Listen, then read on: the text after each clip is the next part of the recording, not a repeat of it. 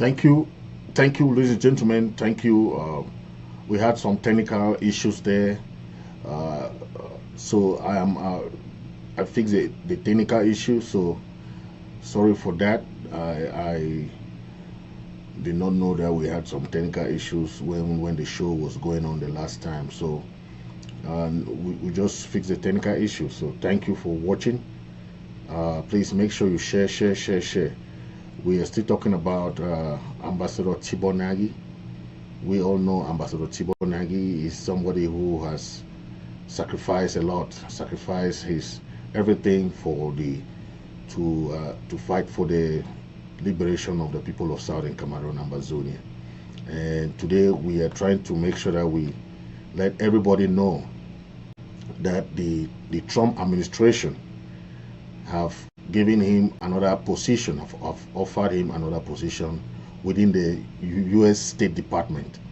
So we are saying that because we knew he is the former ambassador, former U.S. Assistant Secretary for African Affairs, who has been working during the former Trump days. And now Trump came back to office. We are very grateful that Trump has also recognized him again and offered him another position within the U.S. State Department. That is a plus for the people of Ambazonia. Because remember, our people had a lot of issues when it comes to validation or issues of, so we said this is the time for the people of Ambazonia to make their voices heard. Okay, and what we are seeing today is the issue of the Trump administration that Tibor Nagy is part of. What we have to do is to make sure that we get some opportunities to get through with the Trump administration, to make sure that we have some say within this administration through people like Tibor Nagy. Okay, a lot of people don't know that Tibor Nagy has been very supportive to our struggle, and he's giving his all. But today we are going to tell you that Tibor Nagy is somebody who is very, very willing to support the people of Ambazonia in whatever capacity. So we are grateful for that. And today he's been given a new position within the U.S. State Department. And from the past, you have seen his tweets, his comments, his various statements that he has made in favor of the people of Ambazonia. So today we are going to bring that in light so that you can see some of his discussion in favor of the people of Ambazonia. Okay, I'll play some of the excerpt, then they will come back to it. Okay. I don't know whether you've taken time to talk to the people living in the Northwest and Southwest regions. Have you made any efforts to engage Cameroonian authorities to come to Cameroon to look at the situation, to compare with what obtained in 2016 and what obtains today? Well, actually, thankfully, in this day and age, given technology, it's quite easier than my first time in Cameroon to be able to engage with people that are directly involved.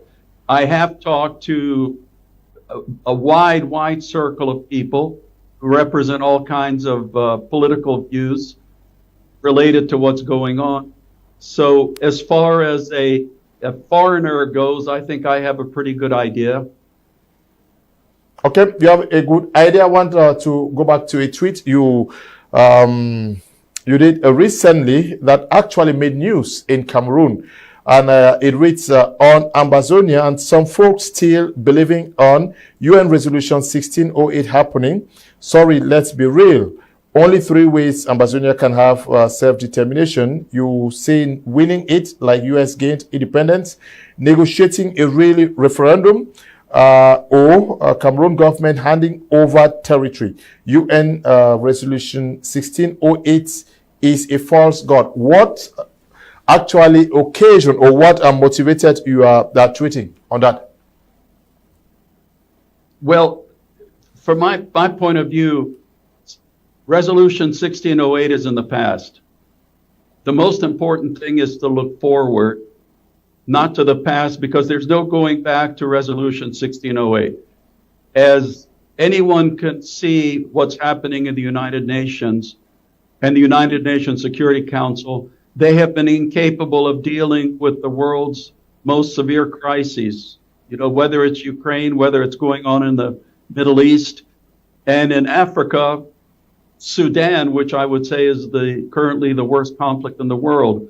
So with the United Nations incapable of dealing with those crises, something that happened decades and decades ago is simply not going to be brought back or resurrected.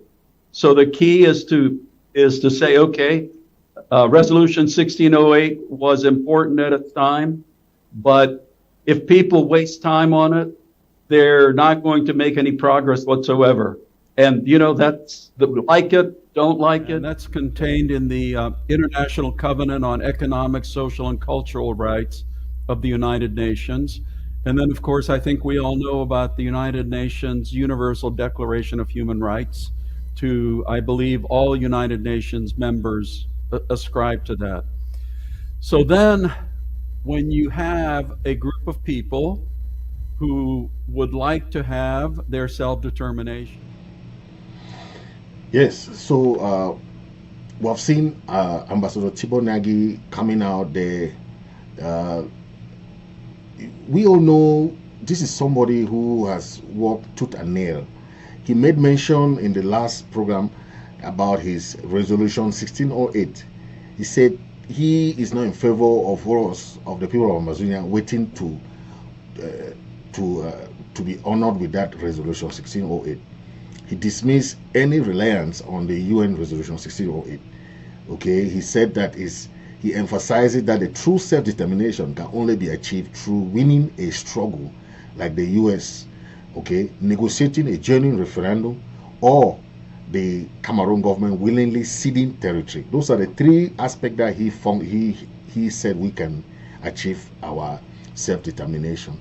Because he said he cautioned against viewing UN Resolution 1608 as a solution, calling it a false god that offers no real path to independence. Because the people of Ambazonia, they are trying to rely on history. That's why he said we cannot rely on history. Ambazonians should take such a statement very, very seriously, given that it's coming from somebody who is very seasoned, a statement like Tibor Nagy. We have been asking the leaders to come together and put their heads together and make sure that they have a common voice. Okay, when you look at the first option that he mentioned, right, he is trying to say Ambazonians should think of that this struggle can be won on the battlefield, because the people of the government of La Republique of Cameroon is not willing to sit anytime soon.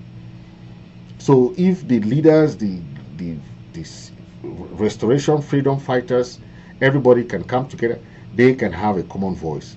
Okay, that is the point which is very clear on the way forward. He mentioned those three aspects, that either winning it through self-determination, or negotiating the referendum, as you listen to him talking about referendum, or the Cameroon government willingly ceding the territory, when the Cameroon government can ask the military, okay, enough is enough. We have fight for all these years, but enough is enough. We have seen along other countries, many countries have fought wars, but what happens at the end of the day? Negotiation is the end point. If countries like America can go and negotiate with the Taliban, if countries like America can abandon the war in Afghanistan, if countries like America can abandon the war in Vietnam, if somebody like Assad can be made to leave power, abandon the war that he has been fighting against his people, he is now seeking asylum in Russia. These are just common examples of countries who have been fighting. What is happening now in between Hamas and Israel? Is Israel not going and sign negotiation with the Hamas finally? After all these months of bombings and killings and bombings, every war, every conflict leads to negotiation. So no matter how long La République think that they can resist the people of Southern Cameroon, they will finally go back to the negotiation table. Because until you negotiate, a war never ends. A crisis never ends. It will continue. It's only when that paper, that's those two warring factions sit on the negotiation table and discuss, that is when we can talk of negotiation. But when it doesn't happen like that, forget about it. You will not see it happen that way. That is why we are talking about all the various programs that we are trying to make here. But it's for the benefit of the people of Southern Cameroon to understand that we have people who are willing to sacrifice for us. We have people who are willing to go extra mile just to make sure that we have our liberation. Okay? Listen to Tibor Nagy, Secretary of State for Africa. And in your opinion, what is the problem between the groups? I know I am an insider, of course, you know that, but from an outsider perspective, what do you see to be the problem? Well, I get back to the point. The problem is that you have different groups showing up to the same offices, making different points. Whereas if you had maybe an umbrella organization for the referendum, and that would be the one that would speak for the majority, like I said, with one set of talking points on one document regarding the mechanism for a proposed referendum, then I think you could get a lot more people, to listen. And I have also said before, practically speaking, and you know this in Washington. So we've heard some of his out in there. That's Tibor Nagy trying to guide the people of Ambazonia how to go about, trying to make sure that they go through the right direction, because he has seen that the people of Southern Cameroon are more of not understanding how to go about this diplomatic world. Okay, you've seen all the mistakes that we have been doing when the crisis started, and our people sometimes I tend to understand that most of our people do not know what is a revolution. They don't know what is a war. They do not know the difference. Okay, most of our people were very novice. They were novice in the field. They did not understand that that this is a liberation movement. Okay, and all of these aspects have different way of going about it. Okay, our people did not understand that. When the crisis started, there were different groups, different communities, all come together and form. But as time goes on, it became more different. Okay, and that's why some people thought that it would be a regular country that we are running. We're not running a regular country.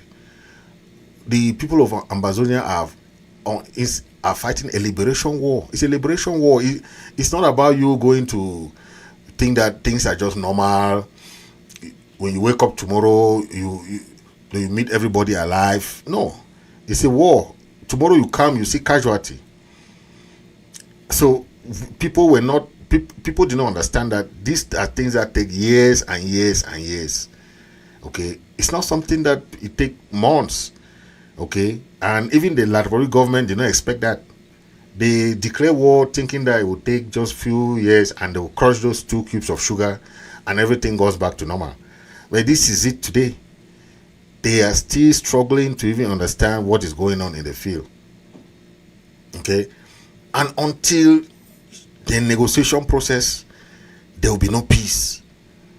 There will be no end of anything, because that's what happens. You've seen, if big countries like America are going to negotiate with Afghanistan, big countries like Israel, with all the training that they gave to the Republic government, they are still going to negotiate with the Taliban and with the so so a war is not about weapons. It's not about you having all the might. It's about the longevity of that, how you can stay. Who thought that someone like Assad could abandon the war and run to Russia? He has been fighting for many years, but he thought that he's covered by the Russians, he's covered by this. How could he resist when the Syrian people entered the capital city? Assad was nowhere to be found, right? And that is it. Is the longevity and who can stay. If the people of Ambazonia can resist, the Republic cannot continue. Because now the burden of responsibility, financial burden, is on them. It's on them. They're the one paying the soldiers millions and millions of francs CFA to stay in Ambazonia. Ambazonians are there. Anytime they can do one or two things and they relax, they can do one or two. That's how it is. The pressure is not on the PC, but for how long are they going to keep their military in Ambazonia? How sustainable is that? Think of it, financial burden, all this burden that they have on them. Assad thought that Russia would support him forever, but the Russians are also fighting their own war with Ukraine. They have their financial burden there. Russia could not fight a war on two fronts. And that's why I would say, if the Republic gets into a political quagmire today, it will be difficult for them to resist the war in Ambazonia, because they'll be fighting the war in Yaoundé and Douala. It will be difficult for them to come and fight in Ambazonia. They will transfer all the weapons that they have. All the military will go to Yaoundé and Douala. They will not allow their military in Ambazonia when they have bigger fishes to fry in Yaoundé. So it will be, that's why we have given all this opportunity. Diplomats are giving us all kinds of ideas how to win this war, but our people still think that I want to belong to this person, I want to belong to this group, I want to belong to this thing. All of us are Ambazonian. If we win, it's still Ambazonia. If we lose, it's Ambazonia. We are all Ambazonians. Why not come together, strategize, let's win this thing. When we go to Boya, we can create political parties. You can belong to whatever group you want. We are now still struggling to get to somewhere. People are there trying to say they are the best. They are the one who want to do this. They are the one who want to do this. Are we achieving fame here, or we are trying to save our country? Those are the questions we have to ask ourselves, because a lot of people don't understand. They still think that we are in the era of maybe political party winning and making name, and this is the fight of our life. It's a fight for the future of Ambazonians.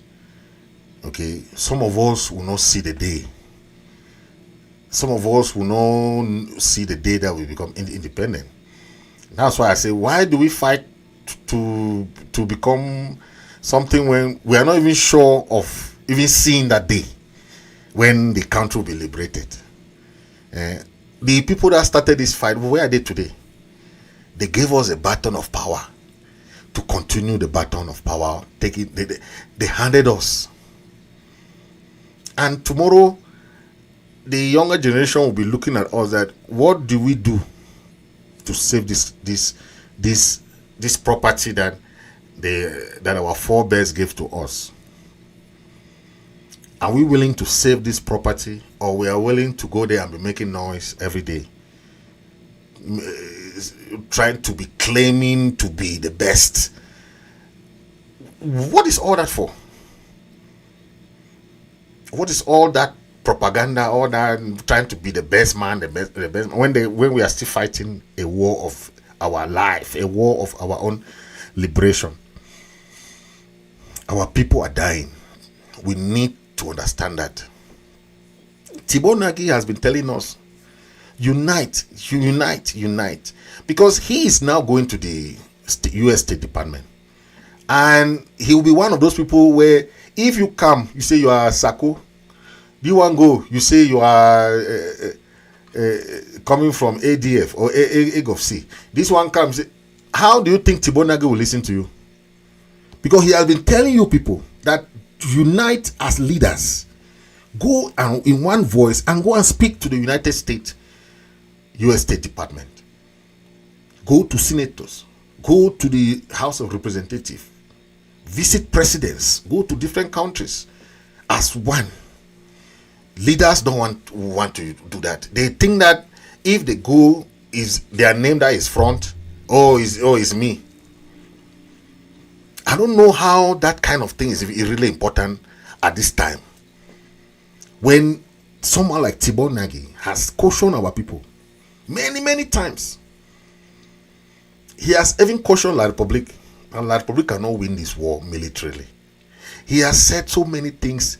He has said that La Republic is continuing killing our people, is instead giving their people Ambazonia advantage. Because the more you kill our people, the more you are exposed of your atrocities. Okay? So things are going in that direction. And we have the opportunity now. This is our opportunity. With the longest serving president of the world, Paul Biya, still there. The opportunity for the people of Ambazonia is there. But the leaders don't want to use it. They still want to remain in their groups and still be famous. I'm the boss. I'm the president of this. I'm the president of that. Tibor Nagy is now at the State Department. Someone that can just help us. We don't even need any lobbyists now to pay money, say that we have a lobbyist there. He's automatically a lobbyist for us. We just need to go in one voice. Hey, this is what we are trying to do. He's there. There were people, pride, ego, still want to go and show themselves. I'm the one who did this. Look at someone like Dr. Masanga taking our case to the ICC, taking our case to Commonwealth, taking our case to African Union. But some other group will say, hey, they were the one that first took the case to.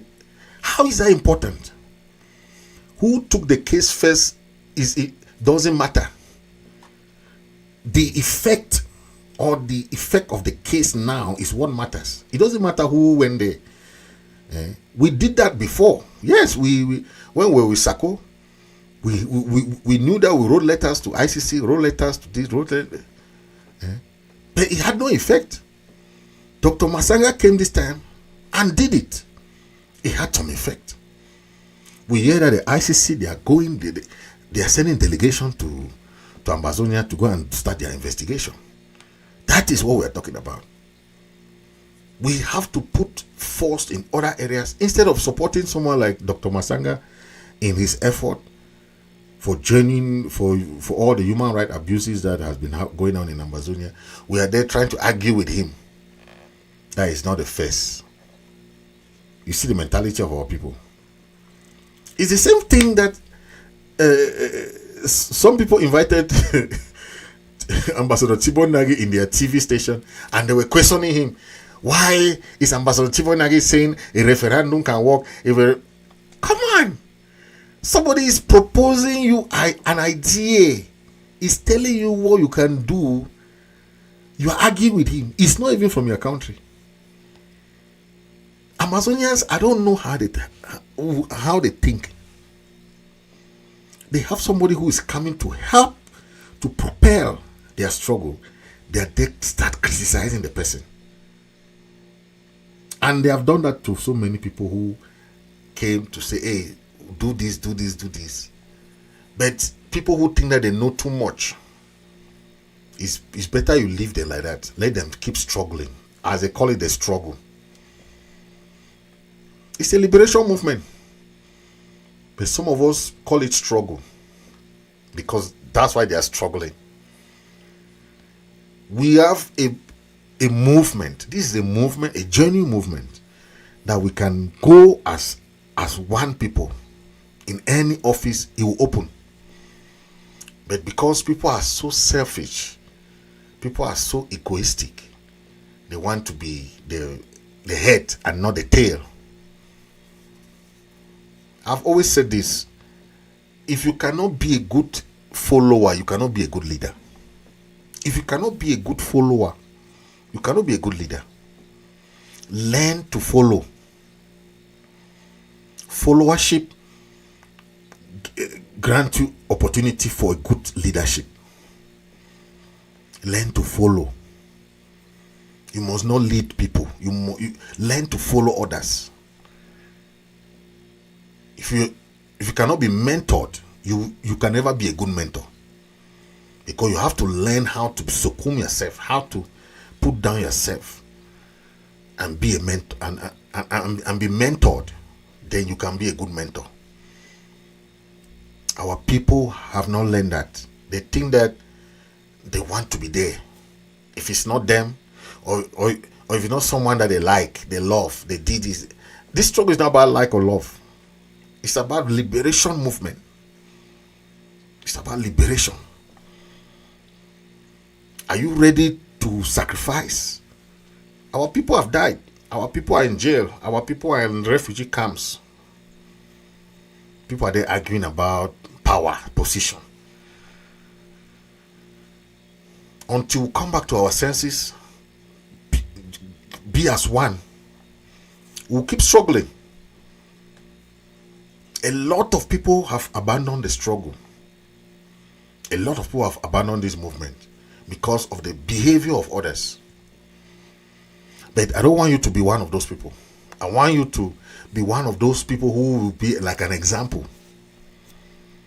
Because if it's about people, I will not be in this struggle today. I will not be in this fight today because I don't care about anybody. I know I'm following a just cause. So whoever say nonsense, whoever do those, it doesn't affect me. Because one person cannot make me to abandon the struggle. One person cannot. We are 8 million people. 8 million. Then one person talks something and you vex. Man. We are 8 million Ambazonians. So if one person says something, it's just like somebody says something. It has nothing to do with me leaving the struggle. Because that person is his opinion. I consider it as freedom of speech. I don't consider it as he's talking to me. Because for me, I believe that what I'm doing is right for the struggle. If you believe that you're doing the right thing, believe in yourself. Let nobody tell you the wrong thing. Believe in what you're doing. But if you're not doing the right thing, spending time calling people names, go left and right, saying things that are not relevant, you are in WhatsApp groups, you say accusing these people, calling names, you're wasting time. You're wasting time. We need to go back to work. We need to go back to work.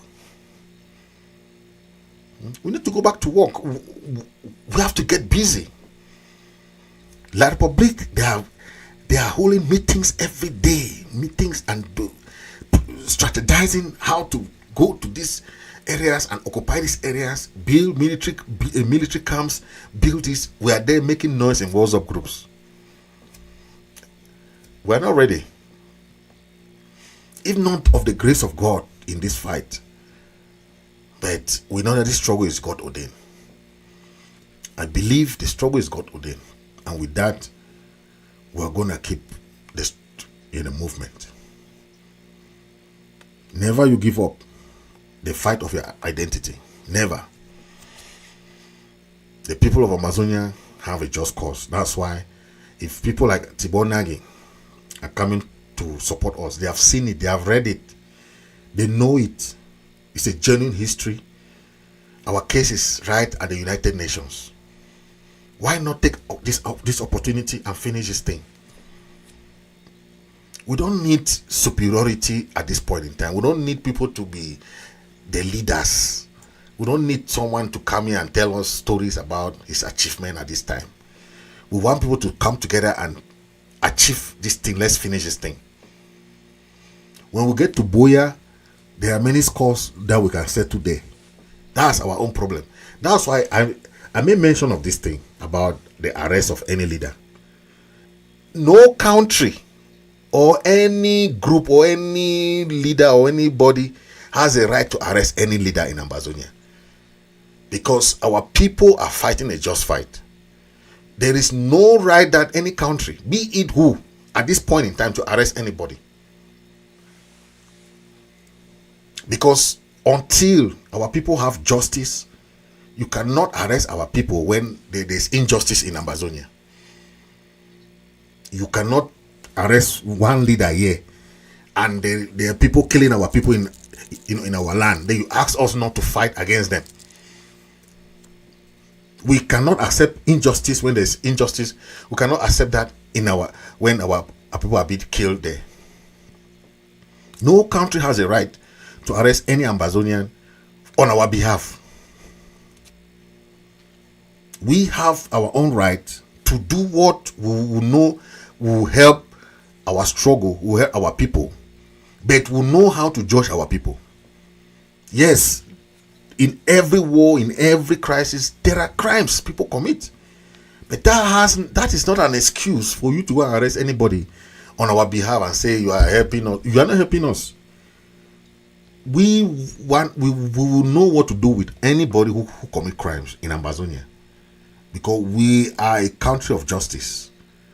But let's finish the war, go to negotiation, have a ceasefire, start our negotiation process ends, then we'll start talking about sanctioning or trying to persecute all those who were committing crimes during the wartime. But someone like Norway cannot come now and arrest Ayabacho. Then what kind of arrest is that? It's a biased arrest. We need negotiation. We need countries to come in and negotiate. Because what Switzerland did, Switzerland gathered all the leaders. They went to Switzerland. They went for training. They went for discussion with the Republic government. Why did Switzerland not arrest our leaders in Switzerland? So Norway should know what they are doing. They should release Ayabacho and call for negotiation. That's what they have to do, because keeping him there is not solving the crisis. They are only help to inflame the crisis. Why did Canada invite the leaders in Canada, not arrest the leaders in Canada? So Norway thinks that Canada don't understand that those leaders are fighting a just cause. Why is Norway that come to arrest them, arrest a leader, and keeping the leader incommunicado? I don't understand that kind of justice. If Norway want to negotiate, they should negotiate. But they should not come and arrest leaders. That's not what we want Norway to come and help in the mediation process. You are not helping in the mediation process. We are still calling on Norway to do the right thing by coming as a mediator, not as a judge. That is how we will know that Norway want to resolve the problem. Thank you for watching. Make sure you share.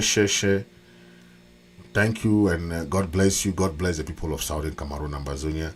We'll come in the next episode and we'll talk much about that. Okay.